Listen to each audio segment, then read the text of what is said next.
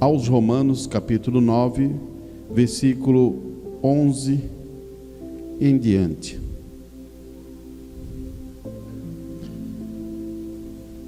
Aos Romanos, capítulo 9,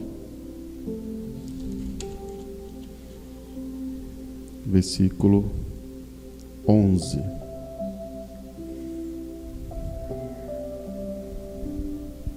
Você achou? Vamos ler então. Porque, não tendo ele ainda nascido, nem tendo feito bem ou mal, para que o propósito de Deus, segundo a eleição, ficasse firme, não por causa das obras, mas porque aquele que chama. Foi-lhe dito a ela, Rebeca, o maior servirá o menor. Como está escrito, amei Jacó e aborreci Esaú. Que diremos, pois? Que há injustiça da parte de Deus? De maneira nenhuma. Pois disse a Moisés: compadece-ei de quem compadecer, terei misericórdia de quem tiver misericórdia. Assim pois, isto não depende do quem quer e nem depende de quem corre, mas de Deus que se compadece. Feche teus olhos. Pai, a tua palavra sempre foi perfeita, Senhor, e tu sabes aonde estão os teus filhos, e tu aperfeiçoa eles com provas, lutas nas suas vidas para refletir o caráter de Cristo. Hoje vivemos na última era, onde está aquecido 7 vezes, Pai. Olhamos para o mundo, ele prega para nós, Pai. Olhamos para a igreja, ela prega para nós, Pai. E este é o tempo, Senhor, de se cumprir toda a tua escritura. Que possamos estar convictos contigo, Senhor, e esperar firmemente em ti. Peço isso a Deus em nome do Senhor Jesus Cristo. Amém e amém. Poder sentar, meus irmãos. Queria falar um assunto em relação... Aqui logo você percebeu que o plano de Deus sempre foi eleição, né? Mas também quero colocar algumas coisas antes de entrar totalmente na escritura ou na mensagem. Analisando alguns pontos, irmão. Deus fez um Éden perfeito. Deus colocou um casal ali que era para ser bênção e seriam perfeitos. E ali eles viviam um local onde não tinha problema de maneira nenhuma. Não existia animais ferozes que pudessem matá-lo. Não existia frio ou inverno ou calor tremendo que não podemos suportar. Ali era o jardim perfeito. Deus cuidava desse jardim, e Adão era o Deus também dessa terra. Ele usufruía da perfeição de Deus, usufruía da bênção de Deus. Talvez você nunca imaginou isso, talvez você nunca tentou pensar como deveria ser perfeito aquilo, né? E Adão estava ali. E quanto tempo ficou Adão ali? E Eva, tudo ali muito perfeito. E Deus sempre foi perfeito em 7. Há uma perfeição em 7. Há uma perfeição e uma harmonia em 7. Mas quando gerou o pecado, houve problemas, houve lutas, houve provas, batalhas. E eu quero colocar algumas expressões para você entender. Quando Satanás entrou ali e gerou todo esse problema, e Adão teve que sair, Eva teve que sair do jardim, houve demônios que entraram em suas vidas, não de uma forma para dizer assim, entrou um demônio em Adão e ficou ali, não, entrou demônios para atormentar a ação das suas vidas. E você diz assim, como isso, irmão Arantes? Adão, dentro do jardim, sem pecado, é eterno. Amém, irmãos? É eterno. Agora, Adão, fora do jardim, depois do pecado, gera doença. Ele sofre de doença. Adão, fora do jardim, ele sofre de pobreza. Que pobreza, irmão? Que pobreza? A própria palavra diz que ele teria que suar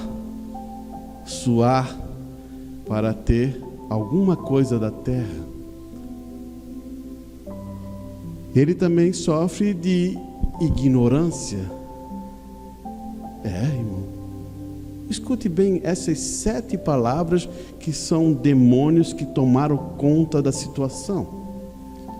Ele sofre de fraqueza, ele sofre de desonra, ele sofre de vergonha e ele sofre de culpa.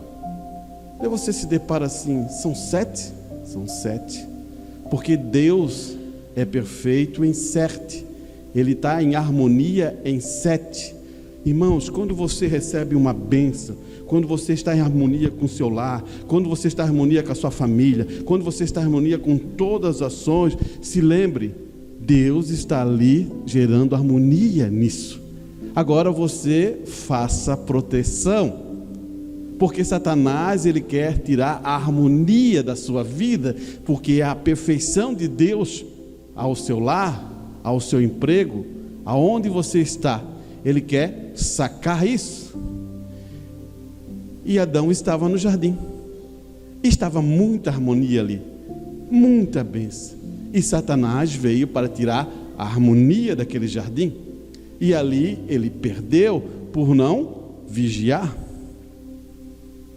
Agora você vai entrar, eu quero que você abra em Apocalipse, para você entender algumas coisas que talvez você vai encaixar com esse assunto que eu quero dizer para você.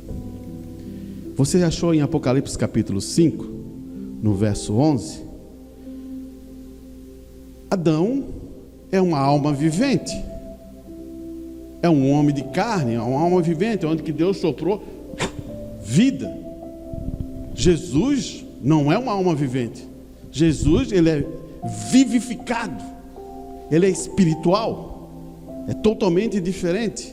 E agora em Apocalipse ele vai dar esse quadro para você, porque Jesus quer restaurar toda essa harmonia novamente em nossas vidas, porque estamos fora do Éden, estamos fora do jardim, e ali há doença, ali há pobreza, ali há fraqueza. Escute bem isso. Para cada ação de Satanás, Cristo, ele tem uma ação. Ele fala em Apocalipse capítulo 5, no verso 11, ele diz assim: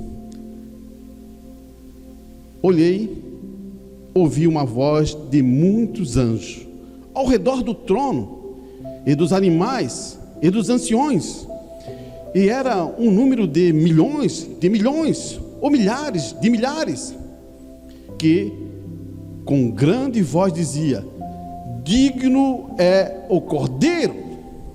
Quem é digno? Digno é o Cordeiro, que foi morto. Agora ele foi morto por quê? Você tem que saber por que ele foi morto. Ele foi morto por você, ele foi morto por mim, ele foi morto porque ele queria salvar você. Você estava pobre, você estava doente, você estava aflito. E olha aqui, o que eles vão dizer aqui na Escritura? Que foi morto e recebeu poder. O que está acontecendo no Éden? Doença.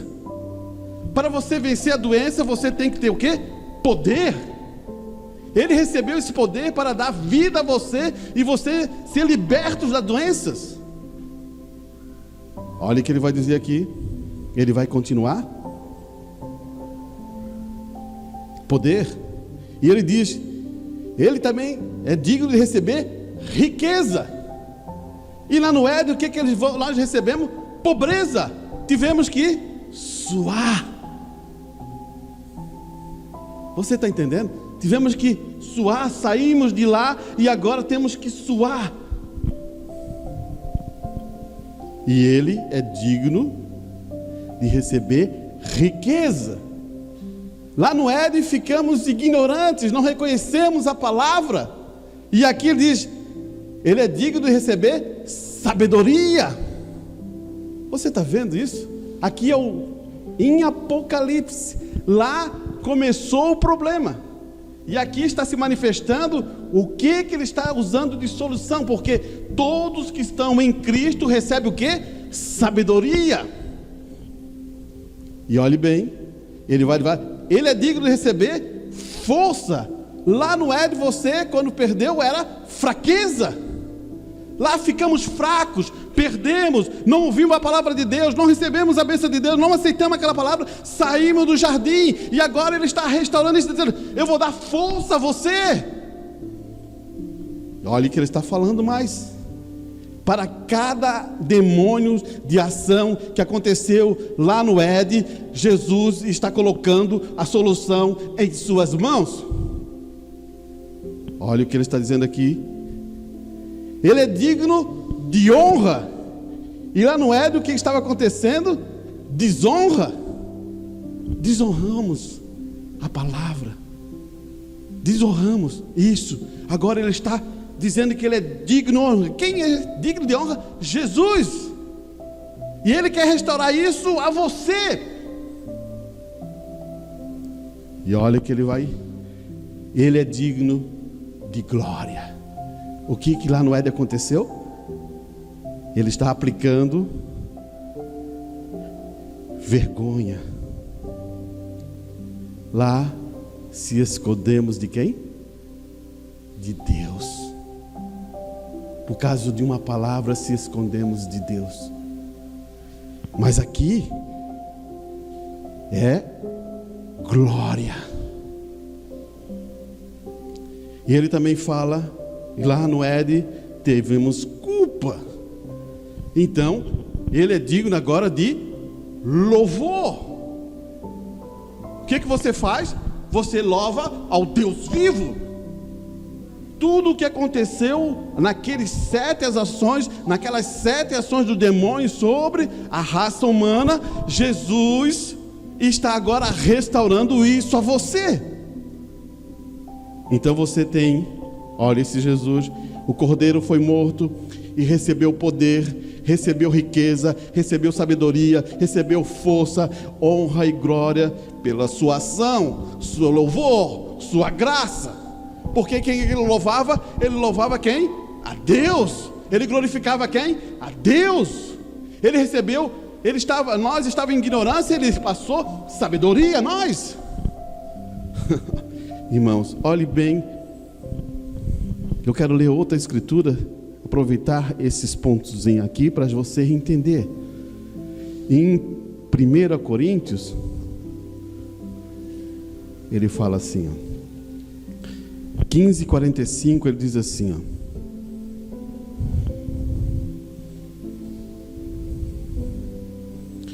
assim está escrito: o primeiro homem, Adão, foi feito alma vivente. Deus soprou a vida nele. Mas agora perceba outra coisa. No 45 ele diz assim: alma vivente. Mas o último Adão, em espírito vivificante. Irmão, quando você fala em espírito vivificante, ali há vida, ali há poder. Por isso que Satanás não tem como entrar nessa situação, porque é um espírito vivificante. E quando você se para com esse espírito vivificante, você deve pensar uma coisa: isso é Deus manifestado nesse poder. Quem pode dar a vida? Só o Deus. E Ele está restaurando quem? A sua igreja, a sua noiva. Existe uma parábola que é chamada a parábola dos, vamos considerar 10 talentos, né? Mas eu acho que ela podia ser mudada para 8 talentos, porque Deus deu 5, depois deu 2 e depois deu 1.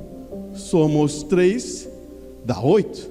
Mas eles aplicaram no rodapé 10 talentos para dizer que 5 mais 5 é 10.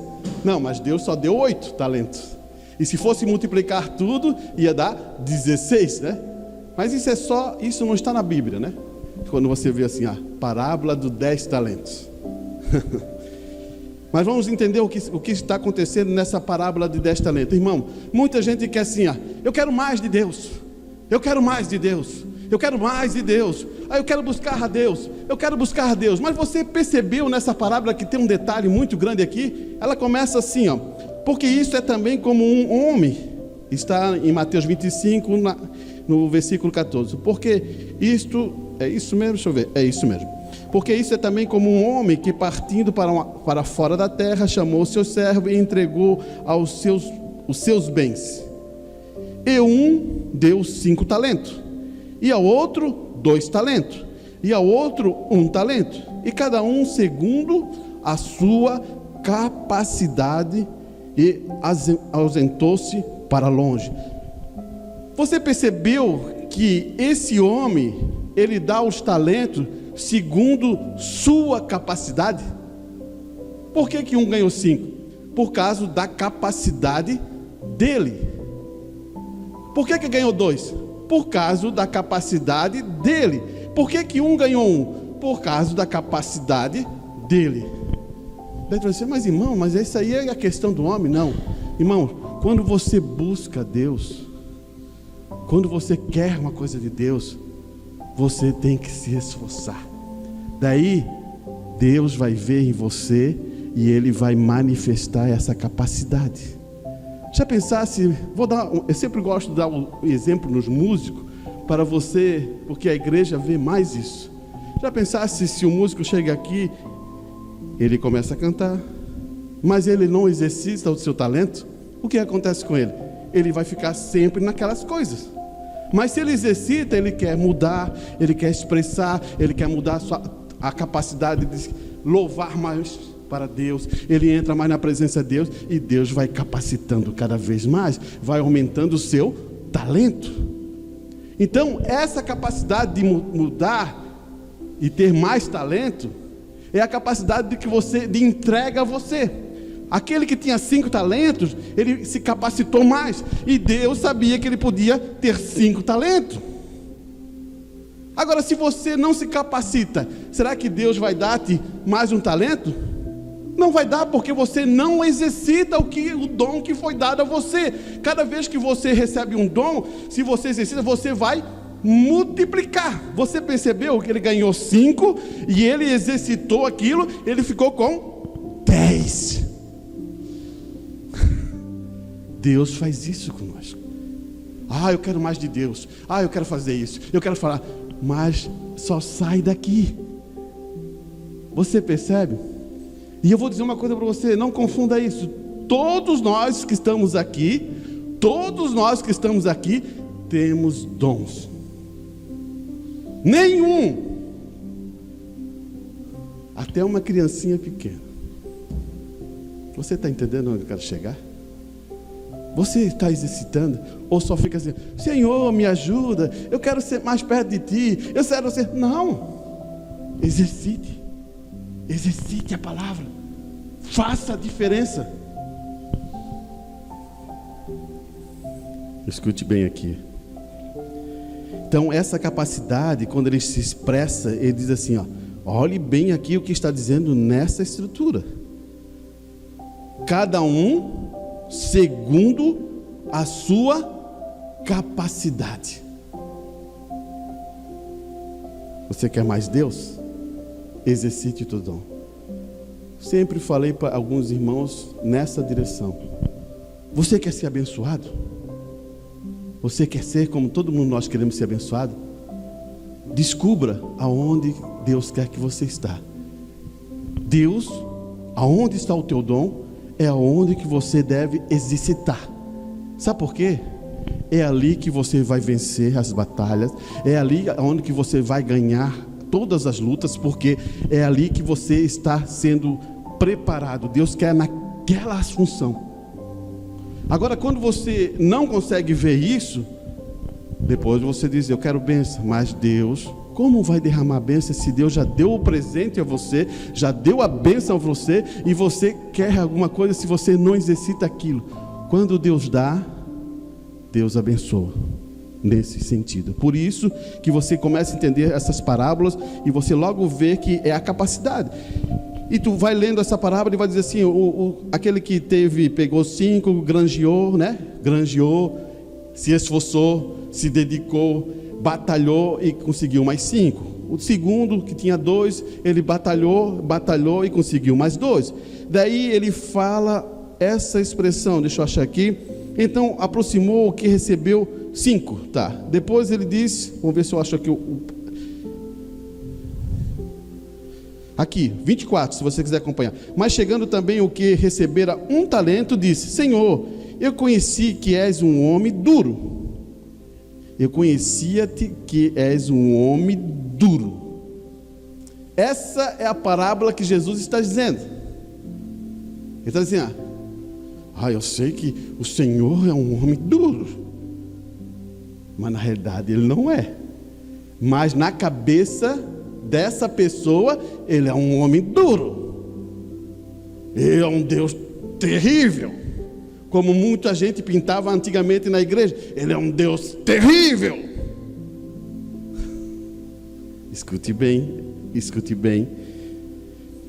Mas chegando também o que recebera 1 talento, disse, Senhor, eu conhecia-te que és um homem duro, que ceifa onde não semeia, e ajunta onde não espalha. Olha só o que tem na mente desse homem.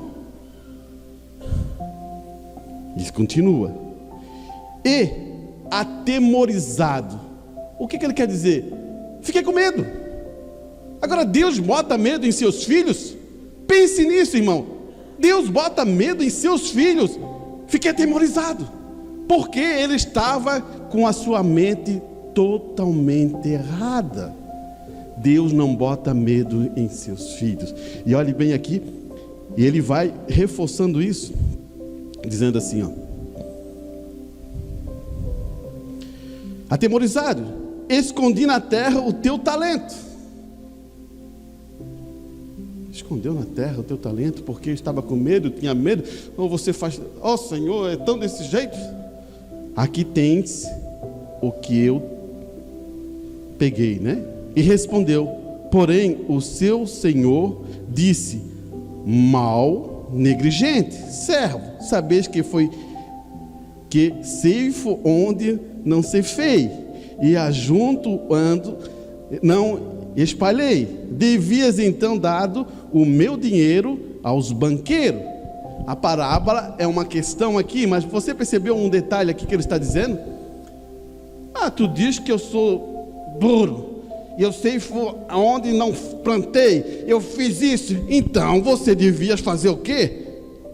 Entregar aos banqueiros. Mas ele não é nada disso, mas na cabeça dele é. Ele ficou tão atemorizado que ele não queria mais usar o seu talento, ele escondeu o talento. Como estão? Como você está? Quer que eu aponte alguns talentos que estão escondidos? Não vou fazer isso, mas eu podia apontar.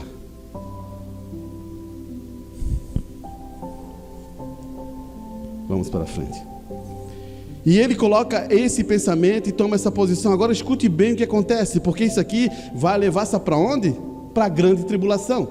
essa parábola te invoca dentro da grande tribulação. Quem não pratica, quem esconde o talento, quem não age para o reino de Deus e não multiplica o seu talento, vai para onde? Grande tribulação. Não estou dizendo que você não vai ser salvo, estou dizendo que você vai entrar na grande tribulação. Escute bem aqui. Mau e negligente servo, sabes que eu ceifo onde não semeio e ajunto onde não espalhei. Devias então dar o meu dinheiro aos banqueiros, e quando eu viesse, receberia o meu conjuro. Tirai, pois, o talento e dai a quem tem mais talento. Ele tira o talento daquela pessoa e dá para alguém que tem mais talento. Porque ele sabe que aquela pessoa que tem aquele outro talento, ele vai multiplicar isso. Porque ele não é negligente. O que é negligente? Eu saber o certo e não pratico. Irmãos, a gente não vai se perder por pregação aqui. Vamos se perder por não praticar a pregação. Você entendeu? Olhe bem aqui. Tirai, pois, o talento, dai ao que tem 10 talentos, porque qualquer que tiver será dado. Olhe bem aqui, qualquer que tiver será dado, e terá em abundância, porque ele se esforçou. Deus te abençoe, porque tem vezes que estamos numa pobreza, porque não temos sabedoria, porque estamos doentes, porque não entramos na presença do poder de Deus. E olha aqui, agora escute e vê se isso não é para a grande tribulação. Lançai, pois, o servo inútil nas trevas exteriores, e ali haverá pranto e ranger de dente. Você percebeu? Isso não é perdição, isso não é inferno, isso é grande tribulação, por ele não cumprir e pegar seu talento e multiplicar. Deus sabia que ele podia fazer mais que aquilo. Tudo isso nos coloca em uma posição, um conjunto, irmão. Tudo isso nos coloca no mesmo nível. Você acha que existe alguém grande aqui? Tu acha que um pastor é grande? Um pastor tem a mesma necessidade de cada um daqui. Passa pelas mesmas provas. Um ministro passa, um homem que toca música, um homem que canta aqui. Todos nós passamos as mesmas provas. Agora ouvimos a palavra. Deus usa um pastor para alimentar o seu rebanho. Deus usa o pastor para gerar fé no seu rebanho. Deus usa o pastor para divertir sua igreja. Olha, quero aplicar mais alguma coisa que está aqui.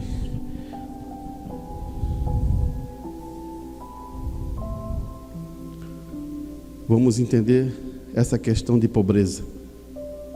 Olha aqui.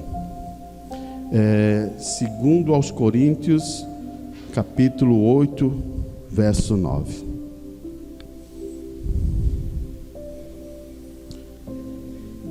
Paulo fala assim à igreja de Coríntios: porque já sabeis a graça do nosso Senhor Jesus Cristo, que, sendo rico, por amor de vós, se fez pobre. Você percebeu aqui? Lá no Éden nós ficamos pobres. Agora Jesus está restaurando isso. Ele diz assim, Paulo, ele está se expressando: porque já sabeis a graça de nosso Senhor Jesus Cristo, que, sendo rico, por amor de vós, se fez pobre, para que pela sua pobreza enriquecesses.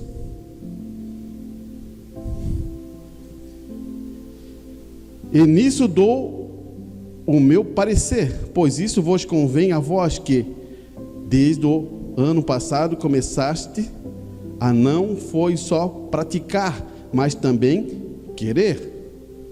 Irmãos, o louvor de um homem de Deus, como Paulo chega a louvar alguns irmãos, é porque eles estão praticando. A maior alegria de um professor ou alguém que está ensinando é ver aquele grupo praticando. Agora, quando tu vê, olha, e tu fala e não vê prática, como ficaria? Se lembra quando Jesus veio, desceu do monte, chegou ali, olhou aqueles discípulos, eles estavam discutindo sobre o quê? E havia uma necessidade de um jovem ali que se jogava no fogo, se rolava aqui, e ele dizia assim: os seus discípulos não conseguiram repreender esse espírito. Jesus ficou triste em seu coração. Ele se afetou porque eles já tinham falado, eles já tinham visto, eles já saíram, levaram suas mochilas, viraram, foram sem mochila, eles viram toda uma glória, um poder novo, e eles estavam onde? Se lembra o que aconteceu? O irmão Brana fala também que ele entra na presença de Deus numa determinada monte e ele fica todo feliz, e daqui a pouquinho ele se lembra: eu tenho que descer, porque existem pessoas necessitadas. Você já olhou no lado? Você já percebeu o que está acontecendo com esse mundo? Ou você só é a referência tua? Tem vezes que eu fico pensando que as pessoas só estão olhando para ela.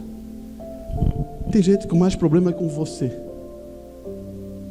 E a minha experiência cristã, eu vou dizer uma coisa para ti, irmãos. Eu quero que você entenda isso, não por me gloriar, porque eu me glorio em Cristo, não na minha pessoa. Eu nem conhecia Deus naquele momento, mas um dia veio no meu coração assim: vou ajudar essa pessoa. De vez daquela pessoa receber a bênção também, eu recebi a bênção de conhecer a palavra de Deus. É quando você sente a necessidade daquela pessoa que muda as coisas. Enquanto você achar que a tua necessidade é que importa, nunca Deus vai funcionar. Eu faço do meu jeito, eu ajo da minha maneira, é assim que eu penso, é isso. Deus não pode canalizar as bênçãos que Deus tem que derramar nas suas vidas. Vamos aqui para frente um pouquinho agora. Eu só quero reforçar um pensamento, porque a igreja daqui, ela não escutou essa pregação. Ela vai estar na internet, mas depois eu não vou pregá-la aqui, mas só vou para reforçar. Capítulo 9 de Gênesis, ela está falando sobre uma questão que Deus deixou.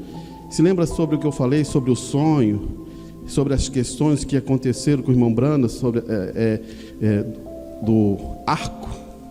Eu nem quero usar essa expressão arco-íris, mas só para reforçar o pensamento, para depois eu conseguir entrar nessa mensagem. Ele vai dizer assim, ó, lá em capítulo 9, versículo 12, ele fala assim: e disse Deus: este é o sinal do concerto que ponho entre mim e vós, entre toda alma vivente que está conosco, por geração eterna. O meu arco tenho posto nas nuvens, e este será por sinal do concerto entre mim e a terra. E acontecerá que, quando eu trouxer a chuva sobre a terra, aparecerá o arco nas nuvens.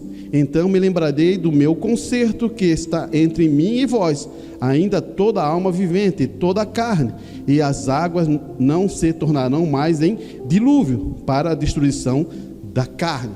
Você viu a leitura? Você percebeu? Não existe dentro da escritura arco-íris. Grave isso, só para você ter um entendimento. Não existe isso. Existe o arco de Deus, que tem 7 cores. Não existe o arco-íris, porque arco-íris, íris é uma deusa grega. Só para você entender. Você pode procurar em Apocalipse, que fala sobre o arco de Deus. Você pode vir para cá, para lá, você vai se lembrar disso.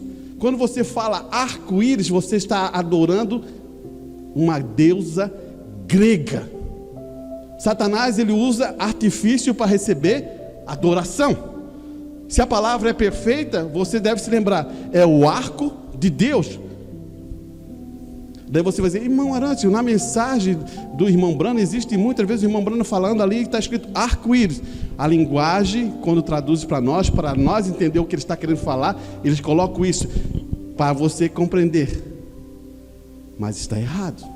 É isso que eu quero que você veja. Isso é tradução.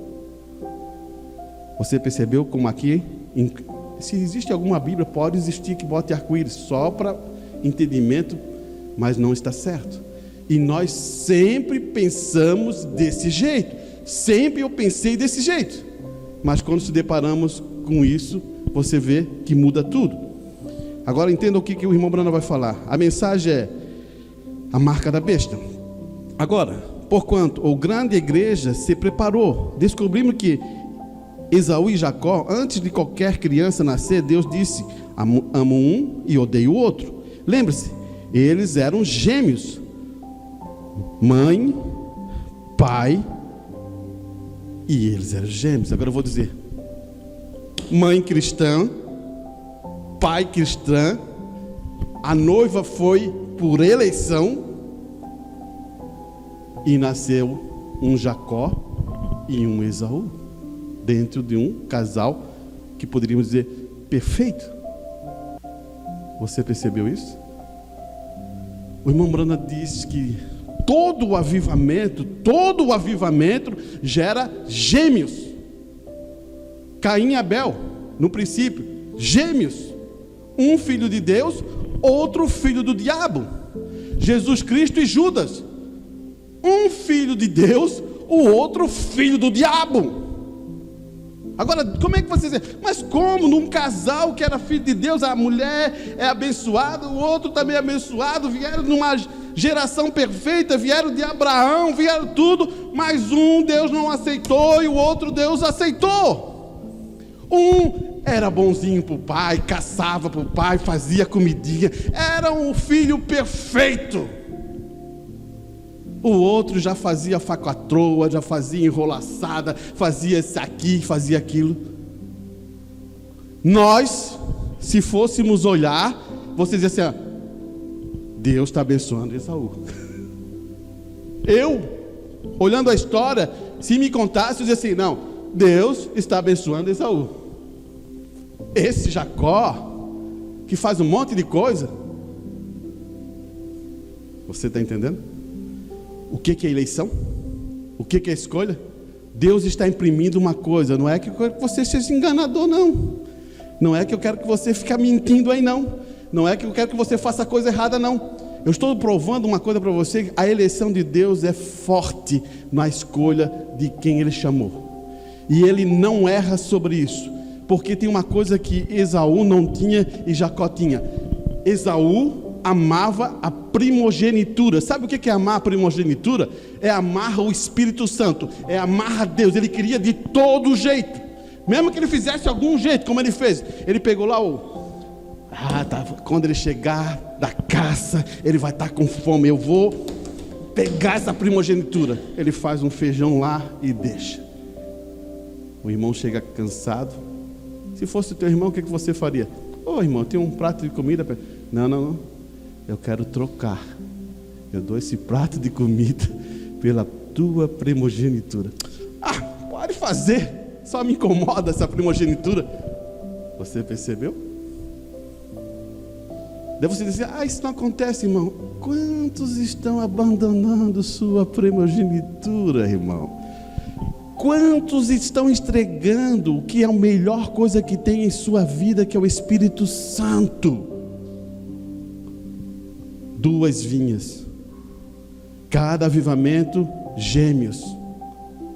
Agora eu vou fazer uma pergunta para você, se você está entendendo o assunto. E nessa era,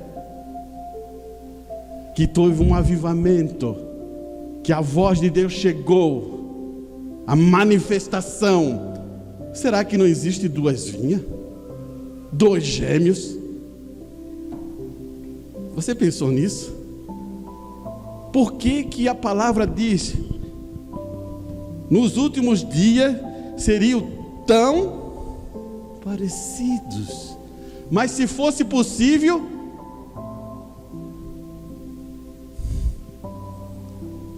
você entendeu aonde que está aqui? Existe muita gente se fazendo cristão. Essa é a verdade. Existe muita gente se referindo a ser cristão. Irmão, cristão é uma coisa que você não força. Tem uma coisa aqui dentro que você vive isso.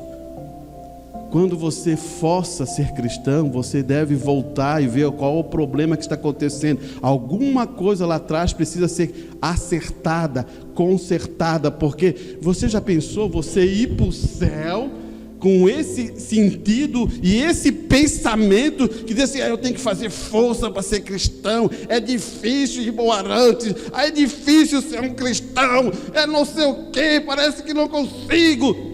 Tem alguma coisa errada lá atrás, irmão. Porque um cristão ama o céu, um cristão ama Deus, um cristão ama viver essa vida.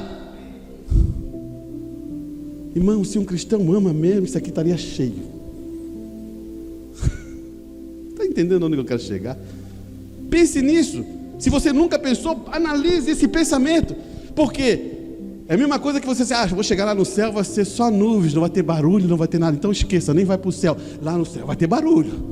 Lá no céu vai ter glória a Deus. Lá no céu vai ter louvor. Lá no céu vai ser bênção mesmo. Lá no céu a gente não vai ficar cantando assim, mais perto que... Não vai ser desse jeito não. Vai ser firme. Eu não acredito num cristão que está quase afundando no barco desse jeito. Ou você tem energia para falar, ou você fala de Deus com força e vida. Mas não sei, parece ser verdade. Mas tem hora que os meus pensamentos chegam e me muda meu pensamento. Olha para trás. Alguma coisa não está certa lá atrás.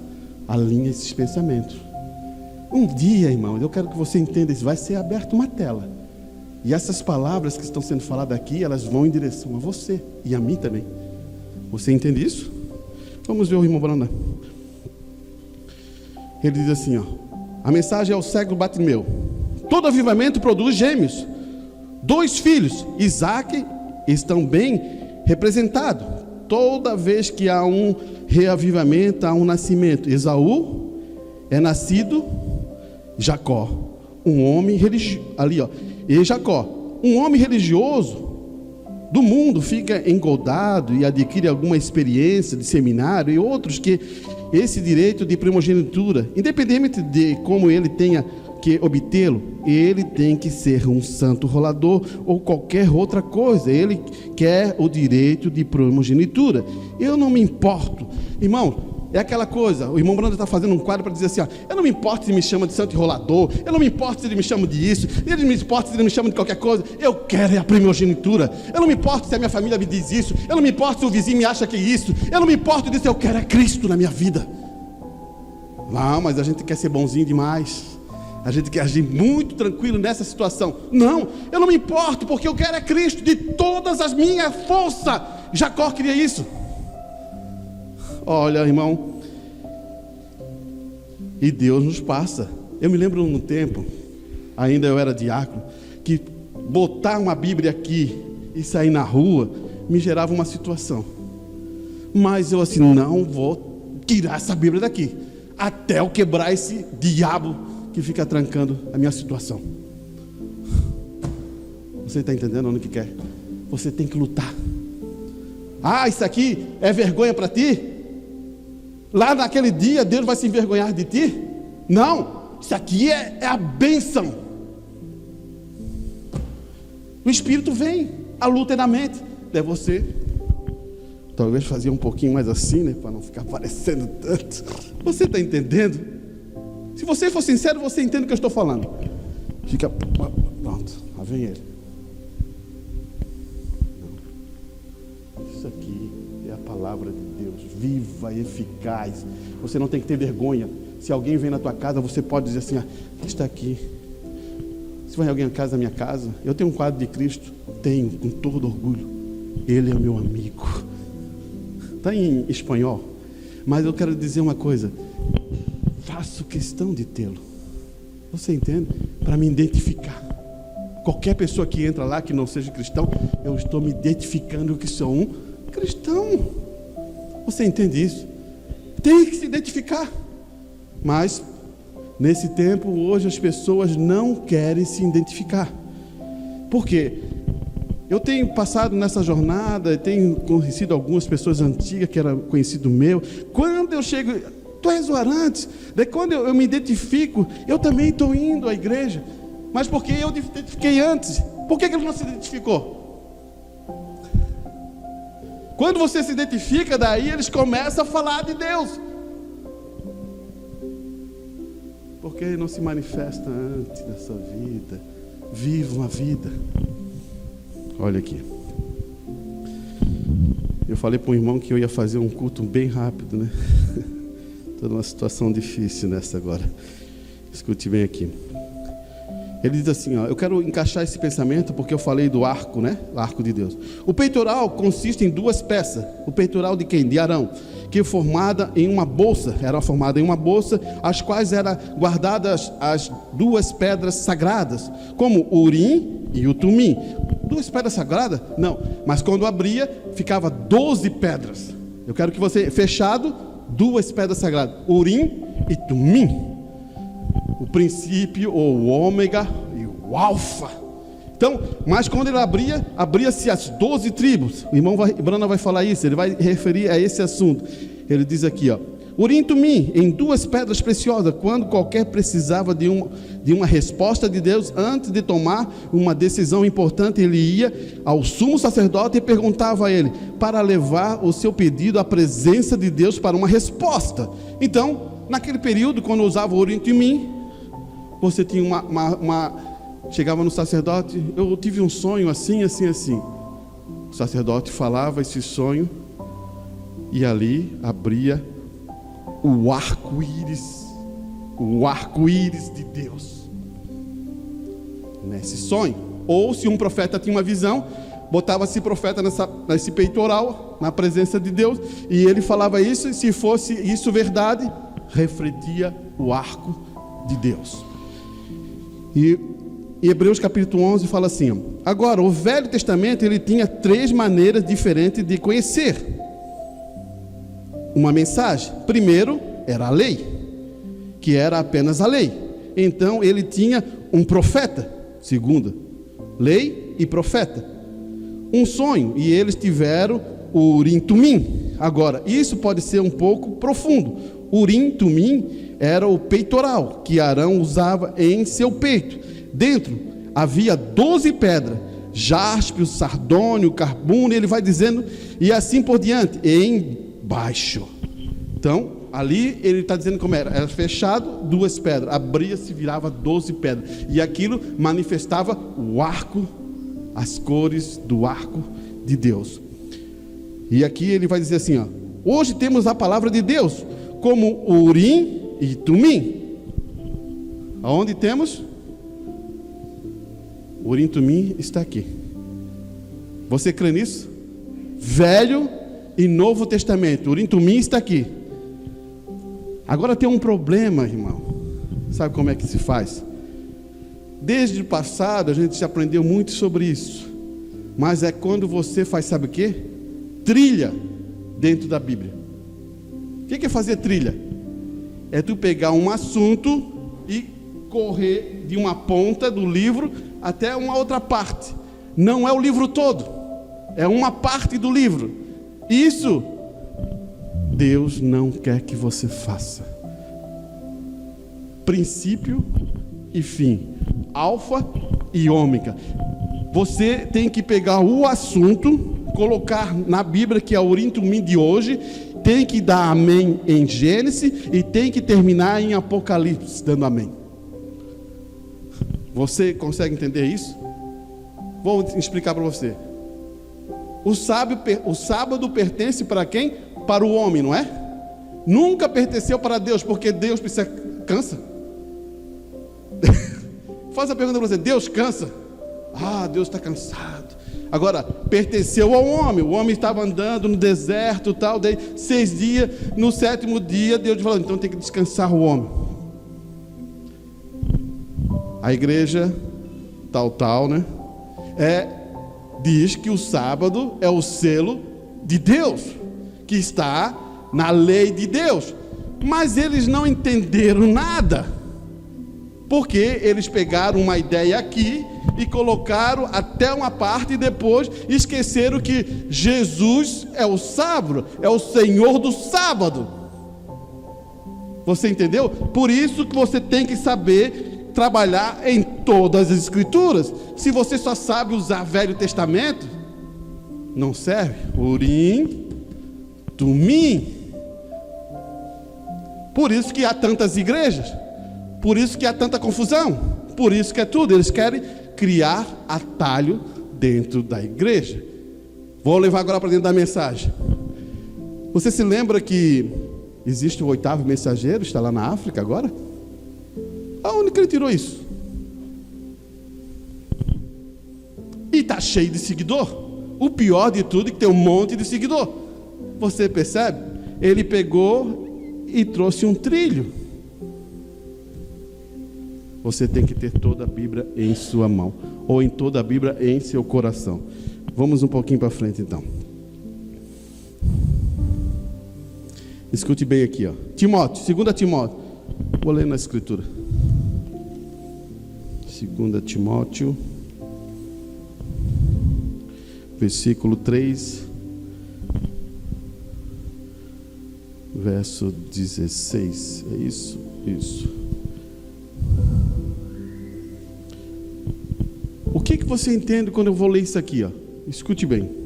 Toda a escritura divinamente inspirada é proveitosa para ensinar, responder, para corrigir, para instruir em justiça, para que o homem de Deus seja perfeito, perfeitamente instruído para toda a boa obra. Você pegou aqui? O que é a escritura de Deus? É de Gênesis, Apocalipse. O que Timóteo está dizendo para nós? Toda a escritura divinamente inspirada. Você viu uma inspiração aqui? Divinamente inspirada, porque tem muita gente usando a doutrina, a escritura não tem inspiração nenhuma, irmão. Eles fazem trilhas. Divinamente inspirada, é proveitosa para ensinar, é o que está acontecendo agora, para responder às suas perguntas e para corrigir a nós e para instruir em justiça. Daí você vai me cair de novo naquela conversa para mim: a minha justiça, irmão Arantes? Olha, falamos muitas vezes, a tua justiça e a minha justiça é pano de prato, é pano sujo. Você percebeu? Você tem a justiça de Deus em sua vida? Eu só vou usar uma palavra para funcionar essa justiça de Deus: graça. Daí quando você manifesta a graça, eu como um humano vejo graça você manifestando. Eu, um humano. Agora imagina Deus que sonda o teu coração. Você percebeu? Então tem coisas que assim, ó, muitas pessoas pensam que estão escondendo. Estão escondendo do pastor, estão escondendo do diácono, estão escondendo da igreja. Não estão escondendo nada. O teu falar, a tua maneira de agir, a tua maneira de pensar, como tu conduz, dá para ver se você tem graça ou não tem na vida.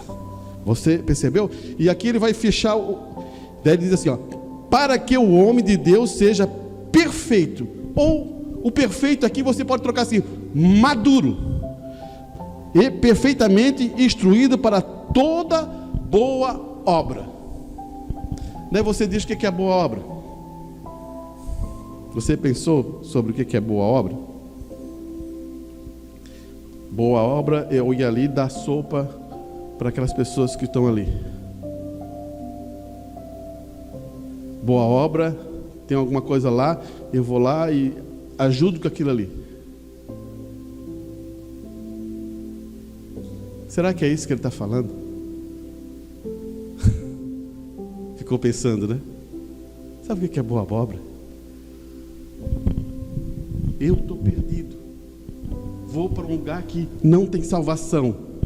Você traz essa boa obra que salva a minha vida para a eternidade. Isso é boa obra. Pergunta para uma pessoa se ele queria um prato de comida, mesmo que ele estivesse com fome, ou quer ir para a eternidade mesmo. Se ele tivesse consciência, eu queria dizer. Você está entendendo? Boa obra é tu mostrar Cristo àquela pessoa e ela ser transformada no poder da palavra de Deus. Quem faz boa obra aí? Eu vou dizer, se for por boa obra, a gente está tudo aqui perdido. Então, será que eu estou enganado? Sabe por quê? Tem gente aí que nem a igreja faz muita mais obra do que nós. Tem lá o samaritano, tem lá não sei o outro, tem lá a linha branca. Isso eu sei porque a minha tia também é dessa linha. Quero te entender. Eles fazem obra direto. Você entendeu? Se fosse a obra que salvasse. Daí o irmão Brana chega na mensagem e diz assim, ó. Ele fala assim, ó. Uma obra é quando você faz realmente, profundamente, por amor, e você sabe. Vou dar um exemplo de boa obra. Irmão Brana deu um problema no carro dele, ele está parado ali. Veio um senhor e olha aquele carro e começa a falar com o irmão Brana para resolver ali. E a esposa do senhor, daquele senhor que está ajudando o irmão Brana, está na porta. E o irmão Brana pergunta assim, ó, é a sua esposa? Sim. O que ele faz? Ele vai lá na esposa e diz assim, me dá um copo d'água.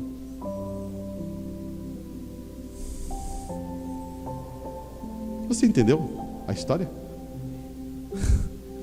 Você percebeu? Aquele homem não vai perder a bênção por ajudar um homem de Deus, uma mulher de Deus. E aquela mulher era esposa dele. E o irmão Brana queria ver os dois lá. Isso é boa obra. Olhar para a pessoa e pensar em ajudar para a eternidade.